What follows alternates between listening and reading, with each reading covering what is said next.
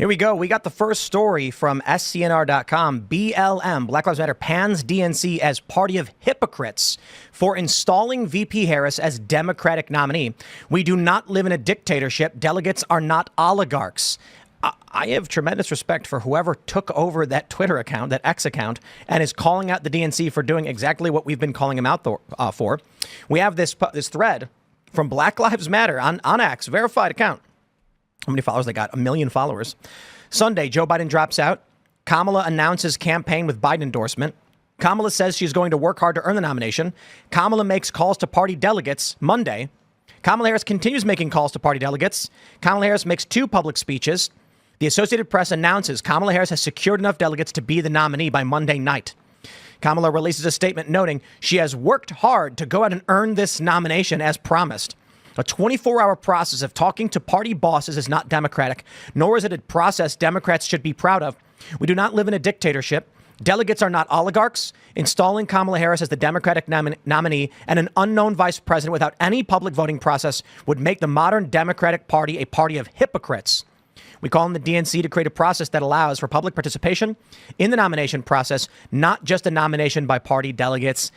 Here, Black Lives Matter. And I want to say this. We were just at the RNC, the Republican National Convention, and it was a whole lot of fun. Had a cheeseburger with a gluten-free bun. How about that?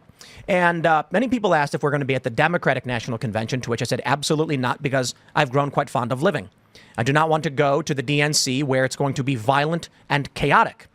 Several people asked me, why would the DNC be more chaotic than the RNC? Wouldn't the left protest the right? Absolutely not. There were some protesters. They stood outside, they waved little flags, and they complained, and they said Donald Trump should be in prison. And we said, OK. And that was it. The DNC is the door for the far left extremists.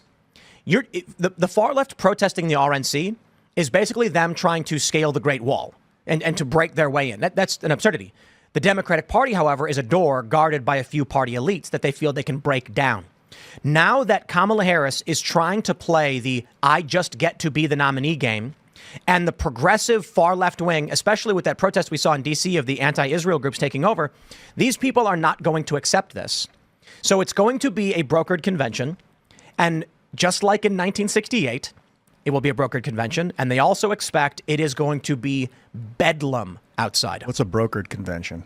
There's no stated so normally in a primary process, everybody votes. The delegates from the area where the vote takes place are pledged to support the person people voted for, kind of like the Electoral College. So you've got like 5 delegates in one area, and they say everybody votes for Joe Biden. Those delegates are loyal to Biden. They show up at the convention, and they cast their vote. A brokered convention, they can do whatever they want. There's no nominee. So Kamala Harris calls up all these delegates and says, you're going to vote for me? And they said, you got it. And she publicly announces, I've got the nomination. So the far left is not going to have it. Right. It deters anyone else from challenging her. It was amazing to me how quickly everyone sort of got in line behind Kamala Harris, who, let's remember, was a farther left option who did not make it very far when she ran her own presidential campaign. But it's like of the 47 Democrats in the Senate, 45 had already thrown out endorsements for her. One of the only ones who hadn't, well, one was Bob Menendez, who's, going to resign has resigned, and he was found guilty. So he's kind of in an outward position anyways. But then also it's John Tester from Montana, who probably can't come out and endorse Harris because he's in a state that is likely going to get flipped. I mean, there's a very serious belief that will become a Republican seat. And then in the House, it's like, I think in total I have 192 people have already endorsed, of like 212 have endorsed Harris. I mean, they just fell in line so quickly, including Chuck Schumer, who waited 48 hours and then said, now that the process has played out, we're going to endorse Harris, which is like, what process? And you see when he clapped for himself and nobody clapped? Yeah, it was really... like, Kamala won, and then no one clapped. It's like, oh, okay, I'm clapping.